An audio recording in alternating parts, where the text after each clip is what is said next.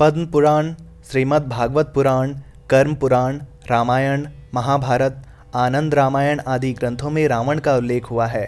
रावण के उदय के विषय में भिन्न भिन्न ग्रंथों में भिन्न भिन्न प्रकार के उल्लेख मिलते हैं। रावण के दादाजी का नाम प्रजापति पुलस्त्य था, जो ब्रह्मा जी के 10 पुत्रों में से एक थे। इस तरह देखा जाए तो रावण ब्रह्मा जी का पड़पौत्र हुआ, जबकि उसने अपने पिताजी और दादाजी से हटकर धर्म का साथ न देकर अधर्म का साथ दिया था। दोस्तों, आज इस वीडियो में हम रावण के एक ऐसे पुत्र के बारे में बात करने जा रहे हैं जिसके बारे में बहुत कम जानकारी उपलब्ध है। कहा जाता है कि रावण का यह पुत्र उस वक्त के अनेक महारथियों में से एक था। विराट रूप, विशालकाय शरीर, अति बलशाली भुजाएं, दिव्य कवच, कद इतना ऊंचा मानो कोई पर्वत खड़ा हो। उस योद्धा का नाम था अतिकाय। आइए जानते हैं राम रावण युद्ध में इस योद्धा ने किस प्रकार युद्ध किया था और इस योद्धा को किसने मृत्यु प्रदान किया। ये काल चक्र है। इस काल चक्र में मैं आप सबका अभिनंदन करता हूँ। दोस्तों, YouTube के बेल आइकन को बजाना ना भूलें हमारे लेटेस्ट अपडेट के लिए। नरांतक, देवांतक, त्रिशिरा, महोदर। अपनी आंखों के सामने इन 4 महारथियों की मृत्यु से सेनापति अतिकाय को बड़ा क्रोध और क्षोभ हुआ। वह अपना विशाल रथ लेकर वानर सेना में घुस आया। उसे अपने बल पर बड़ा गर्व था, क्योंकि वह अनेक बार देवताओं और दानवों को लोहे के चने चबवा चुका था। उसके भयंकर संहार से त्रस्त होकर वानर सैनिक त्राही त्राही करते हुए रामचंद्र जी के पास पहुंचे।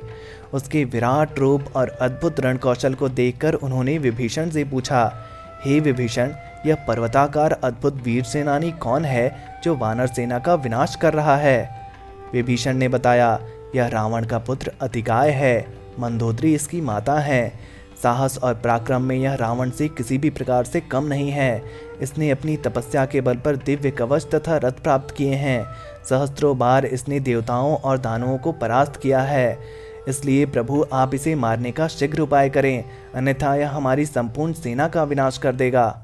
इतने में वानर सेना में अभूतपूर्व मारकाट मचाता हुआ अतिकाय रामचंद्र जी के पास अपना रथ दौड़ाता हुआ आ पहुंचा और उसने क्रोध तथा गर्वपूर्वक बोला, हे तुच्छ मनुष्यों, तुम दोनों भाई मेरे हाथों से क्यों इन बेचारे वानरों का नाश कराते हो। इन्हें मारने में न तो मेरा पराक्रम है न मेरी कीर्ति ही है। इसलिए मैं तुमसे कहता हूँ कि यदि तुम में युद्ध करने की क्षमता और साहस हो तो मेरे साथ युद्ध करो, अन्यथा लौट जाओ और वानर सेना से युद्ध बंद करने के लिए कह दो।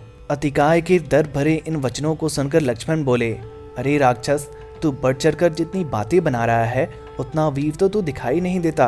तेरा सिर धड़ से मैं उस प्रकार अलग कर दूंगा जिस प्रकार आंधी पके हुए ताड़ के फल को गिरा देती है। संभाल अपने अस्त्र और देख मेरे बाण तेरे वक्ष का कैसे रक्तपान करते हैं।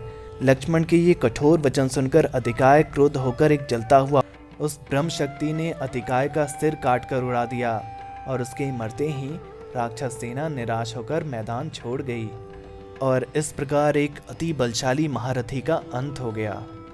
दोस्तों, राक्षस राज अतिकाय के विषय में हमारे द्वारा दी गई जानकारी आपको कैसी लगी हमें कमेंट बॉक्स में बताएं।